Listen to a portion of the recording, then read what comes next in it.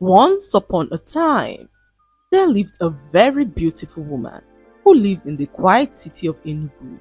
Her name was Onyi, and she was a busy caterer who catered for numerous events in the city. Despite being a big caterer, Onyi had no car of her own. She would struggle daily with public transportation, carrying food trays and supplies in her hands, whilst navigating through the bustling city of Enugu. It was so exhausting, but Onyi never let her struggles affect her passion for cooking.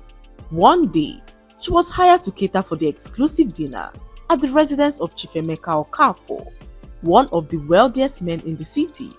His mansion sat on the outskirts of town, making it difficult for Onyi to easily transport the food that she had prepared. She hired a taxi to the event, and even then, the driver had to stop multiple times to refuel his car and navigate his way through police checkpoints. By the time she arrived Chief's residence, she was breathless and drenched in sweat. Despite the struggle, Onyi put on a bright smile as she served the guests with grace. The aroma of her dishes filled the air, and soon every guest was singing praises about her cooking. Chief Emeka was so impressed by her dedication. However, he could not help but notice her obvious struggles. At the end of the event, as Onyi was waiting for her taxi to arrive, Chief Emeka called her aside and commended her for the job well done. "You did an amazing job tonight, Onyi," he said with a warm smile on his face. "However, I noticed how difficult it was for you to get here," he said to Onyi, revealing that a caterer like her should have a reliable means of transportation. Onyi nodded, knowing that Chief had a point. She revealed to him that she was currently saving up money to get a car, and Chief smiled and gestured towards his garage, where several luxury cars were parked. He pointed to a black SUV, one of the many vehicles that he hardly ever used. "Take it," he simply said to Onyi, whose eyes widened in disbelief. "Chief, this is too much, oh," Onyi said, as Chief assured her that it was nothing. His garage was already filled with exotic cars, and Chief, being an extremely wealthy man, barely used them all. "You can have it, Onyi, or leave it here and let it keep gathering dust," he said to Onyi, who dropped to her knees in gratitude. "Thank you, sir. May God bless you abundantly," she said as she rushed into the car in excitement. Onyi drove the car home that night, reeling in shock. When she arrived home, her friends gathered around the car, with their eyes wide in disbelief. "Onyi, is this really yours?" her friend Oluchi asked, running a hand over the car. "Yes, so Chief Emeka gifted it to me," she said as everyone opened their mouths in shock. For days, Onyi admired the car. Feeling her life had taken a miraculous turn, she no longer had to struggle with public transport, and business would now be much easier. A week later, Onyi received an order for a large event in a neighboring town. Excited, she decided to take the car for its first catering delivery. As she drove through the quiet streets, something odd happened. The car's radio suddenly switched on by itself. At first, Onyi thought it was a glitch, but then she heard a strange whisper coming from the car radio, calling out a certain address repeatedly. Onyi thought that it was her mind messing with her, seeing that she didn't have enough rest at night because of the huge orders that she had to prepare. She continued driving, and then suddenly the car jerked violently, causing her heart to skip a beat. The steering wheel became stiff, and before she could react, the car came to a complete stop. "Not today," Onyi grumbled in frustration as her customer called her repeatedly to know where she was with the food. "The event is about to start. Where are you?" her customer asked as Onyi looked around for the address where the car had stopped her. The street sign at the corner caught her eye, and a chill ran down her spine. It was the exact address that she had heard repeatedly on the car radio. Her hands trembled as she checked the map on her phone. There was no mistake. She had never been here before. Yet, the car had brought her straight to this place. Onyi swallowed hard as she wondered what this could mean. She looked around, but nothing seemed suspicious. "Did the car bring me here?" she asked herself as she wondered what everything meant. Filled with so much curiosity, Onyi decided to approach the address to see what she could find. She approached the house, which looked well taken care of. A car was parked outside, and Onyi could hear voices in the house. She knocked on the door, and a young man answered. Onyi, knowing how awkward it was to knock on a stranger's door without any reasonable explanation, quickly apologized for disturbing him. "I'm so sorry to disturb, but my car stopped right in front of your house, and I wanted to see if maybe you knew a mechanic nearby." The young man's expression changed instantly. His friendly smile faded, and he took a step back, looking past Onyi at the black SUV parked by the roadside. "You came in that car?" he asked Onyi, who could sense a bit of fear in his voice. Onyi stood there and watched as the young man warned her never to come close to him again.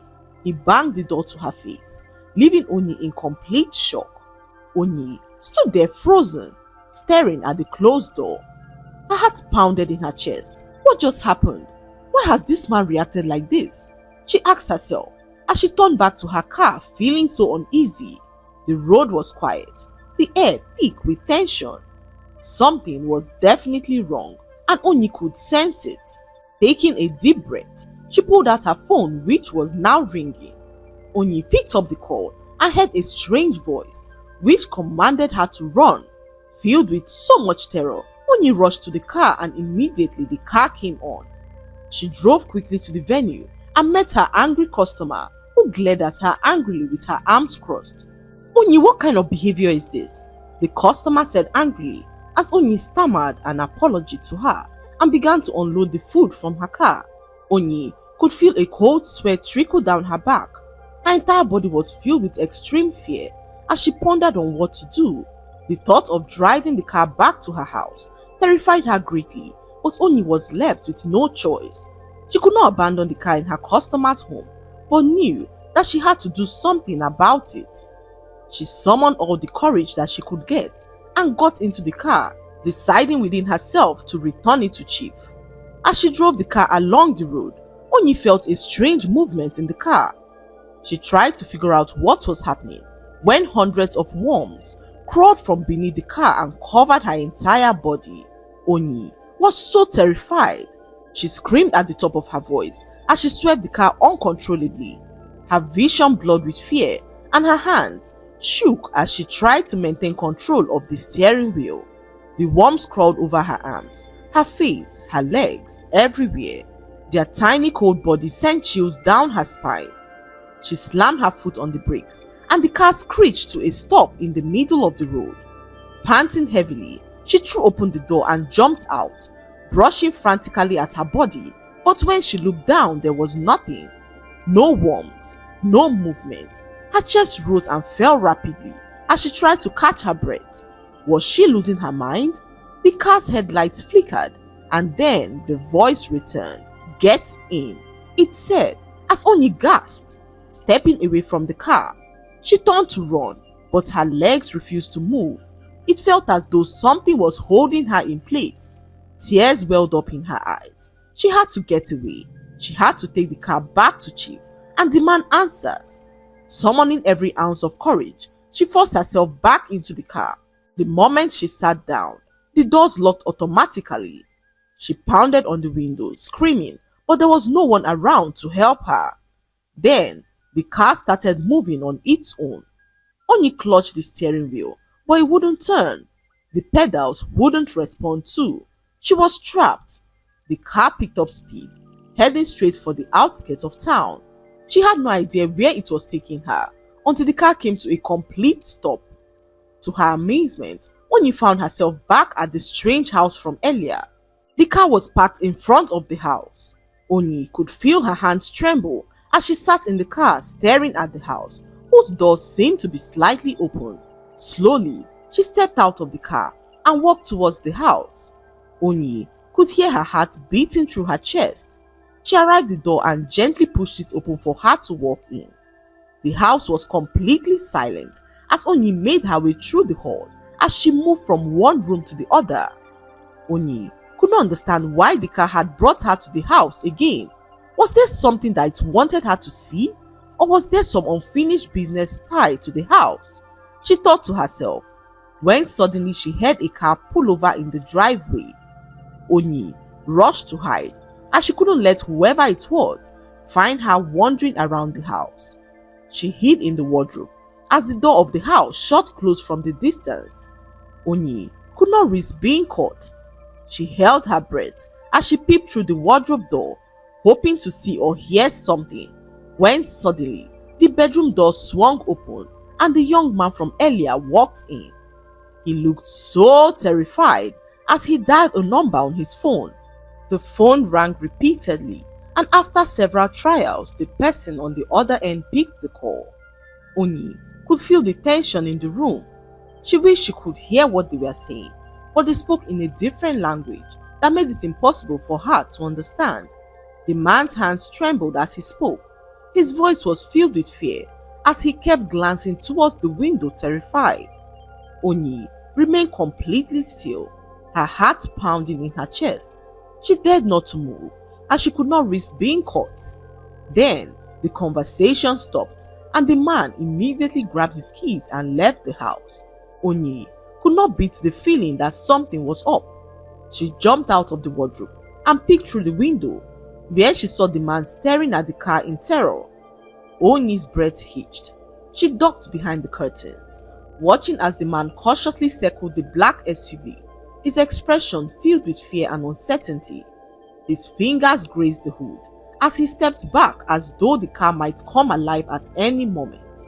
After a few tense seconds, he glanced over his shoulder as if checking if anyone was watching, then hurriedly got into his car and drove off in panic.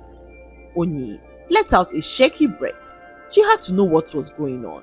Summoning every ounce of courage, she tiptoed out of the house and approached the SUV. Onyi hesitated as her hand hovered over the door handle. She thought of if it was a good idea to get back into the car. Would the car trap her again? She thought to herself, when suddenly the car trunk popped open on its own. Onyi was so petrified. Her entire body shook as she approached the trunk. Compelled by a mix of dread and curiosity, she stepped forward and peered inside the trunk. A chill ran down her spine as she caught sight of a blood-stained scarf inside the trunk. Onyi could feel a cold shiver run down her spine. She stared at the scarf and wondered if the scarf had anything to do with the strange things that had been happening. Onyi, at this point, could not take it any longer. She got into the car, determined to return the car back to Chief. She drove for hours, terrified that something strange would happen, but nothing did. Just as she was about turning into Chief's close, Onyi caught sight of the strange man again, driving out of Chief's house. Her entire body froze as so many thoughts ran through her mind. Her hands trembled on the steering wheel as she wondered what the strange man was doing in Chief's house. Did Chief know?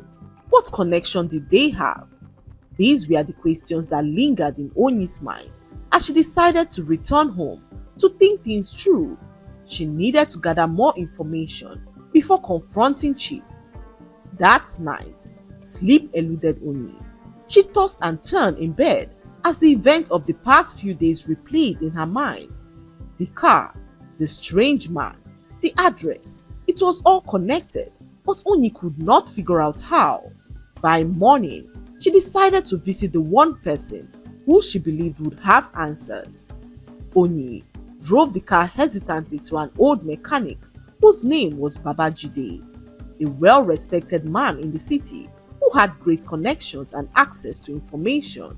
Onyi remembered how Babajide helped her friend Oluchi to find the man who stole her car at gunpoint. Even the police, after days of investigation, could not fish him out, but Babajide, using his connections, found the culprit after a few phone calls. Onyi knew that if anyone could decipher what had happened, it would be him. She drove into his mechanic workshop, and Babajide was so shocked to see her. He wiped his greasy hands on his overall and approached her, asking where she got the car, and Onyi narrated the whole story to him. How Chief had gifted her a car that had now turned to her worst nightmare. Babajide listened as his face darkened. "My daughter," he began in a low voice. This car has a very dark story, a story I believe that you haven't been told. Oni could feel her heart pound through her chest. What do you mean? She asked, gripping her hands tightly. Babajide sighed heavily and told her to follow him into his workshop. He searched through a pile of old newspapers and pulled out one from the stack. He spread it out for Oni, tapping his finger on a particular headline. Oni's eyes widened as she scanned the article. A young woman, identified as Chinelo Okafor, the only daughter of Chief Emeka Okafor, had vanished without a trace 5 years ago. The report revealed that Chinelo was last seen driving the black SUV. Oni's breath caught in her throat as she remembered the blood-stained scarf she found at the trunk of the car. Babajide narrated the story to her. It was believed that Chief Emeka had a hand in the disappearance of his daughter. Many believed that he used his daughter for rituals because of the amount of wealth he amassed shortly after her disappearance. Others believed that the car was a part of the sacrifice because his daughter disappeared on the same day that he got her the car. Oni's entire body turned cold. The pieces of the puzzle were starting to fall into place, and the truth was far more terrifying than she had imagined. She returned home and met her friend Oluchi, who could not help but notice the terror in her eyes. Oluchi frowned, placing a hand on Oni's shoulder as she asked what the problem was. Oni swallowed hard, her voice shaking as she spoke. Oluchi, Chief Emeka, he sacrificed his own daughter. Oluchi's eyes widened in horror. What? Are you sure? Oni nodded. Babajide showed me an old newspaper. Chinelo Okafor was her name, and she was Chief's only daughter, who vanished 5 years ago. The last time she was seen, she was driving this same car. People believe Chief used her for rituals and that this car was part of the sacrifice. Oni, you need to get rid of this car, she said to Oni, whose face twisted in frustration. That's the problem, Oluchi. I can't just get rid of it. Chief will come after me, and I'm so terrified. I don't know what to do, she said to Oluchi, who told her that she had a plan. Oluchi worked at a spa where Chief's wife frequented. She had overheard Chief's wife, Lady Ifoma, speaking with her friend about how she was planning to file for a divorce. According to what Oluchi had heard, Lady Ifoma suspected her husband of being involved in dark dealings. However, she never had any proof of this. Something had changed recently, and she was now determined to leave him for good. Oluchi turned to Oni, her eyes gleaming with hope. If Chief's wife is already planning to divorce him, she might be willing to help you. This could be our chance to expose him. Oni hesitated. You think she will believe me? Oluchi nodded firmly. She already suspects something. If we give her real evidence, she might finally have the courage to bring him down. Oni took a deep breath. She had nothing to lose and decided to give it a shot. The next day, Oni devised a means to meet with Lady Ifoma. She paid for a spa session and purposely placed herself next to Lady Ifoma to enable her have a conversation with her. Lady Ifoma was seated comfortably in the spa, her eyes closed as the masseuse walked on her shoulders. Oni sat comfortably next to her as Oluchi began to massage her own shoulders. Then they began to have a conversation about Chief, pretending not to know who Lady Ifoma was. Men like Chief Emeka think they can do anything and get away with it, she said casually as Lady Ifoma's eyes snapped open. She turned slightly, glancing at Oni. What do you mean? She asked, her voice calm but laced with curiosity. Oluchi continued her massage as if she hadn't noticed the tension in the air. Oni hesitated for a moment before responding to Lady Ifoma. I've heard stories about him, dark stories, but you know how people gossip in this city. Lady Ifoma scoffed. People have always been talking about my husband for years. They say he's involved in all sorts of things, but no one ever has proof. Oni swallowed hard. This was her chance. She lowered her voice and said to Lady Ifoma that she had proof. Lady Ifoma froze and slowly turned to look at Oni, her expression unreadable.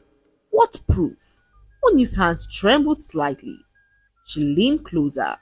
His daughter Chinelo, the car she disappeared in, is in my possession. and I found something in the car that will prove that Chief was the one responsible for his daughter's death. Lady Ifeoma at this point sat up, looking so interested in her revelation. She asked for full details, assuring Onyi that she would be willing to help in bringing Chief down if what she was saying was true. Onyi could not believe how easy it was to get Lady Ifeoma on board. Lady Ifeoma's expression darkened as Onyi revealed everything to her. The car's strange behavior, the blood-stained scarf, the article about Chinelo's disappearance, and even the terrified reaction of the man who had seen the car parked in front of his house. Lady Ifeoma clenched her fist, her breath coming out in short, furious bursts. "I always knew something was off," she said. "I knew my husband was hiding something." She turned to Onyi, her voice firm. "We need to take action immediately. First, the evidence has to be secured because I know how ruthless my husband would be when he realizes that something like this exists." Onyi could not help but agree. She stared at Oluchi, who asked her where the scarf was, and Onyi revealed that she left the scarf in the trunk of the car. "I was too scared to touch it," she said to them, as they advised her to retrieve it immediately and store it in a safe place. Onyi heeded to their advice and rushed off to her house. To her greatest surprise, the car was no longer parked in her driveway. Onyi's heart dropped. She spun around frantically, searching the compound. The black SUV was gone. Panic surged through her veins. Had she found out? Had someone stolen the car? Or worse, had the car moved on its own? She rushed back inside and grabbed her phone, dialing Oluchi's number with trembling fingers. "Oluchi, the car is gone, oh," she whispered in horror. "What?" Oluchi asked shockingly, as she asked if she left her gate open. "No, I locked everything, but it's not here." "Oluchi, the car is gone." Oluchi was silent for a moment. "Onyi, listen. Get out of that house now. Come to my place immediately." Onyi did not hesitate. She grabbed her purse and bolted out of the house. Fear gripped her like a vice as she hailed a passing tricycle and instructed the driver to take her straight to Oluchi's house. By the time she arrived, her hands were shaking uncontrollably.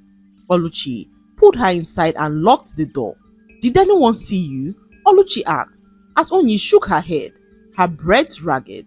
"I don't think so. But Oluchi, what if Chief knows? What if he took the car? Or maybe the car moved on its own?" Onyi could not help but shake in fear. That car wasn't normal. It had led her to that strange house. It had locked her inside. It had whispered to her. Now it was gone without a trace. "We need to tell Lady Ifeoma," Oluchi said firmly, without wasting time. They dialed Lady Ifeoma's number and she picked up almost immediately. "Have you secured the evidence?" she asked urgently, as Onyi swallowed hard and revealed to her that the car was missing. A sharp intake of breath came from the other end. "What do you mean missing?"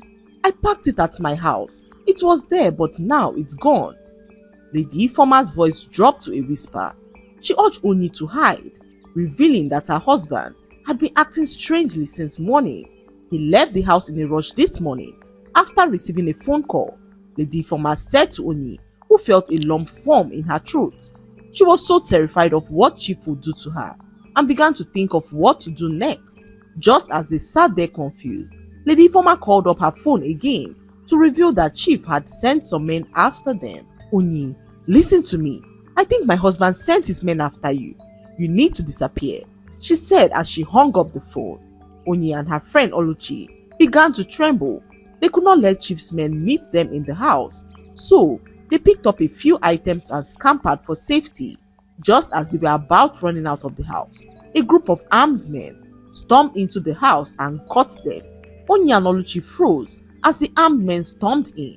Their hearts pounded wildly. There was nowhere else to run. "Don't move," one of the men barked, his gun aimed directly at them. He walked towards them, lowering his gaze, when he suddenly saw Onyi and froze in shock. "Madam," he said excitedly, as Onyi looked at him confused. "Do I know you?" she asked the man, who pulled down his mask to reveal his face. Onyi could not believe her eyes. Before her was a man who she had once helped years ago when she catered for a huge event. A hungry-looking man approached her to beg for food. His clothes were tattered, and his face was sunken with hunger. Onyi gave him a large portion of food and even packed some extra for him to take home. Now, the same man was standing before her with a gun in his hand. "You helped me once," he said, lowering his weapon completely. "You gave me food when I had nothing." He continued as Onyi swallowed hard, wondering what her fate would be now that she had seen his face. The other armed men looked at their boss in confusion. They asked what they should do with them, and their boss ordered that they be released. Onyi, still trembling in fear, asked the man why Chief wanted them dead, and the man revealed to her that he didn't work for Chief. Onyi and her friend Oluchi looked at each other stunned as Onyi asked him who he worked for. The man shook his head as he stared right at her. "I work for someone else, someone who is even more dangerous." A chill ran down Onyi's spine as she asked who it was. The man hesitated, glancing at his men. Then, he lowered his voice and revealed that he worked for Lady Ifeoma. Onyi's heart stopped. "What?" she asked, shocked to her marrow. Onyi could not believe what she was hearing. All the while, she believed Chief was behind the disappearance of his daughter, not knowing that the woman that she so trusted was the devil in disguise. Onyi could not help but wonder why.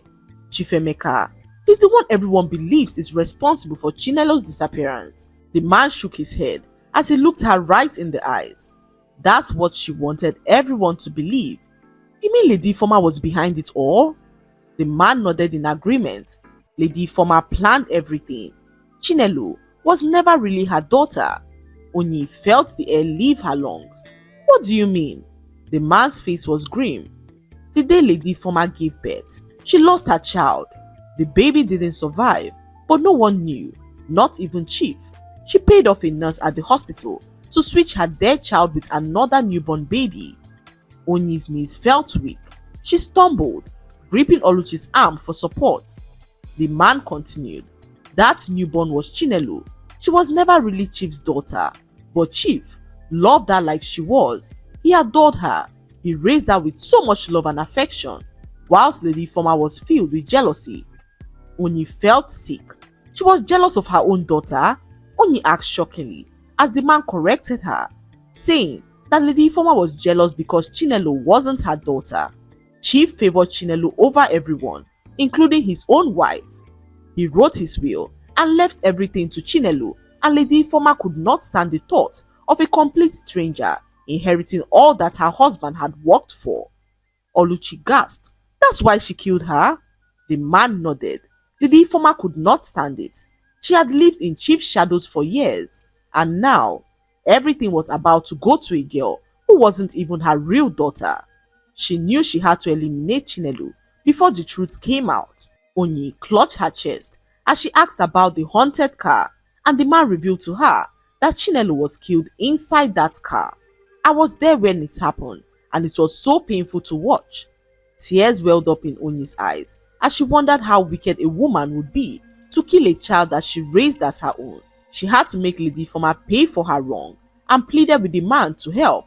"Help me bring her down, or else she will come after us all," she said to the man, who handed her an envelope with some pictures and an address showing where Chinelo was buried. When Onyi looked at the address, she realized that it was the same address where the strange car had taken her to. It all began to make more sense to Onyi, who took the photos to the police. The moment Onyi handed the envelope to the police, everything changed. The officer in charge carefully examined the photographs. His expression darkened as he asked where she got the photos. Onyi swallowed hard, revealing that she got it from someone who used to work for Lady Ifeoma. The officer exchanged glances with his colleague. If this is true, Lady Ifeoma has more blood on her hands than we ever imagined. Immediately, he picked up his radio and called for backup. That night, a team of officers surrounded the house where Chinelo was buried. They moved in silently, flashlights cutting through the darkness. The eerie quiet of the backyard sent chills down Onyi's spine as she stood with Oluchi watching from a distance. Then they started digging. The first thing they uncovered was a piece of fabric, which was badly stained with blood. Moments later, the officers uncovered a body in a shallow grave. The discovery sent shockwaves through the city. The story broke on the news, and Chief Emeka was invited for questioning. But when he was confronted with the truth, he was as shocked as everyone else in the room. "I didn't kill my daughter," he insisted, revealing to them that all these years he believed that his daughter had run away. What he did not know was that his wife killed their daughter because of her selfish interest. The revelation spread like wildfire, and within hours, a nationwide manhunt was launched for Lady Ifeoma. However, she had already gone into hiding. The police raided her mansion, her private office, and even the luxury spa where she often visited, yet there was no trace of her. It was as if she had vanished into thin air. Days passed, and the investigation deepened. The police uncovered shocking details that Lady Ifeoma had not acted alone. There was a man, a mysterious figure, who had been seen with her in recent meetings. A man who had been withdrawing large sums of money from her account, and most importantly, the man who had fled the strange house when Oni first arrived there. The police realized that this man wasn't just an accomplice, he was her lover. For years, while Chief Emeka believed he was in control of his household, Lady Ifeoma had been running a secret affair with this man, a man whose name was Maxwell Obinna. Maxwell was no ordinary lover. He was a cunning and dangerous man who had been helping Lady Ifeoma cover up her crimes for years. Together, they had planned Chinelo's murder. Together, they had buried her. And together, they had disappeared. But Oni was hell-bent on finding them. She approached Babajide, who promised to find them for her. With his network of informants, it didn't take long before Lady Ifeoma and her lover were tracked down. They were hiding in a secluded villa on the outskirts of town, under false identities, believing that they were untouchable, but Oni was determined to bring them to justice. She passed the information to the police, who initiated a covert operation to apprehend them. In the dead of the night, the police stormed the villa and surrounded the property. Inside, Lady Ifeoma and Maxwell were enjoying a quiet evening, completely unaware of the doom that loomed over them. The moment they heard the police break through the front door, they jumped up in panic. Lady Ifeoma bolted for the back door, but she was met with a row of armed officers whose guns were now drawn towards her. There was nowhere to run, the lead officer said, as her lover grabbed a gun from the table, ready to fight his way out. But before he could fire, an officer tackled him to the ground, disarming him in an instant. As Lady Ifeoma was being handcuffed, she turned to her lover, who blamed her for all that happened. Lady Ifeoma could not believe that he was heaping the blame on her after everything that happened between them. She opened up to the police about other crimes that he committed in a bid to save herself, but the police were not ready to set her free. They were hell-bent on making them pay for their crimes. The officers dragged them apart, their shouts fading into the night as they were thrown into separate police vehicles. Oni watched from a distance, standing beside Oluchi, as her hands trembled. However, her heart was at peace, knowing that justice had finally been served. As the police convoy disappeared into the night, a cold gust of wind blew past Oni, making her shiver. She turned her gaze to the black SUV, which was parked in front of the house. For the first time since the nightmare began, the car was silent. No whispers, no strange voices, and most importantly, no worms crawling from the shadows. Oni exhaled shakily, knowing one thing for sure, that Chinelo's spirit had finally found peace. That was how a crime of over 5 years was solved by a woman who only wanted a car to make her work easier. The lesson to be learned from this story is that nothing remains hidden forever. Truth always finds a way to surface, no matter how deeply buried it is. Lady Ifeoma believed she could erase her crime, but fate had other plans for her. Justice may take time, but it always arrives, often through the most unexpected means. Another lesson is that acts of kindness can come back in ways we never expect. Oni's selfless act of feeding a hungry man years ago ultimately saved her life. It's a reminder that even the smallest good can have a lasting impact. Lastly, Greed and jealousy only lead to destruction. Lady Informer's envy and desire for wealth led her to commit an unforgivable crime. But in the end, she lost everything. No matter how much we desire power or riches, when we obtain them through evil means, they will eventually become our downfall. I hope you enjoyed the story.